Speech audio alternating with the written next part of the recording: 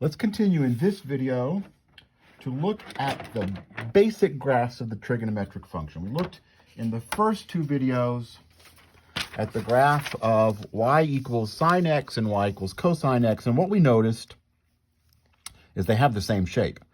The cosine function, that's the orange one, the reddish one in this picture, cosine of 0 is 1, and after it's 1, it goes down. If you remember from the unit circle, if the cosine is 1, then the values of the cosine start getting smaller because the points move closer to the y-axis. So 1, square root of 3 over 2, square root of 2 over 2, 1/2, all the way to 0. And then they get negative and move close to -1. So the cosine function looks like this. It gets down to -1, it comes back up to 1, and it just repeats that. We know it repeats because as points move around this unit circle, they start headed through the same points over and over with coterminal angles that happen to have the same sines and cosines. The sine looks the same. It starts at 0 first, though, and goes up to 1, and then down to 0, down to -1, up to 1, and so on. Those are the two easier graphs, actually, the sine and the cosine. The other four graphs have some weirdness about them, and I say weirdness, it's just math. For example, let's look at the graph of the secant of x. The secant, we know, is the reciprocal of the cosine. The secant is 1 over the cosine and vice versa. And since it is 1 over the cosine, if the cosine is ever 0, the secant would be 1 over 0, and that is undefined. Anywhere that the cosine is 0,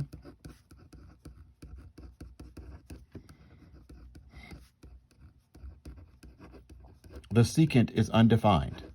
So let's look. Here, secant is undefined. Here, there will be no secant. Here, anywhere that this cosine graph is hitting 0,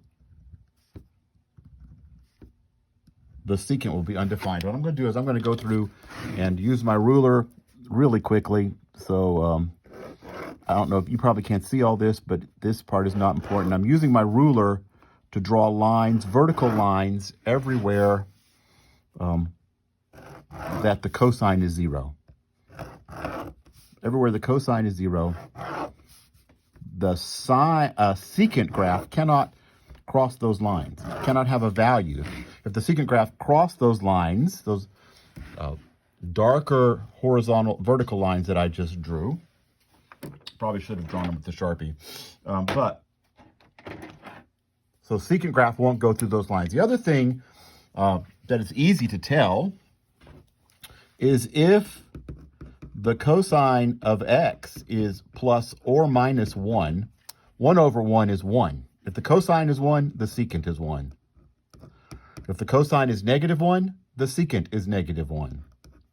Whichever one, right? These will match at 1. Match.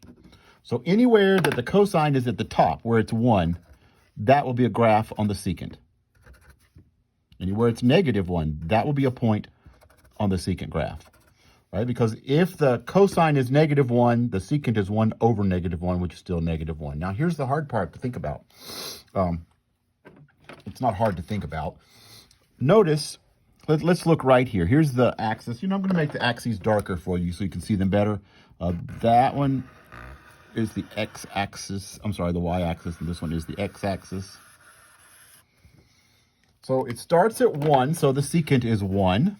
It goes down to 0. Think about this. If a number gets close to 0, like 1/2, if the cosine is 1/2, which is about there,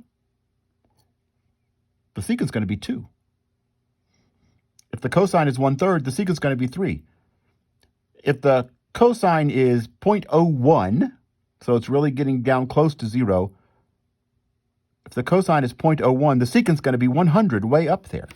So as the cosine goes down to 0, the secant heads up to infinity in both directions. The cosine is getting really small, like 0.0. Like what if the cosine were 0.0001? then the secant would be 10,000. That's way up there. So that, and then down here, it's going to do the same thing, but in the negative direction. Oh, that was not a very good. It's going to do the same thing up here in the positive direction. The secant graph is a kind of a bizarre graph. It looks kind of like a parabola. It's not a parabola. It's not a quadratic equation. But where the cosine is positive, it's this, it opens up, and where the cosine is negative, it opens down. The graph of the secant is this really weird, we say it's discontinuous. It looks like the pink thing that I've drawn. That is the graph of the secant. It's down here, comes up to -1, then heads back down toward negative infinity. And then on the other side, remember this line's where it's not even defined. On the other side of that, it comes down from negative infinity to 1, then back up to positive infinity. Now, why is it headed up to infinity? Because the values of cosine are getting really small and close to 0. You can tell this, cosine's getting close to 0. And the closer a number gets to 0, it's really, really small, like 1 over a million. If the cosine is 1 over a million, then the secant is a million, way up there. So it looks something like that. That is the basic graph of the secant function.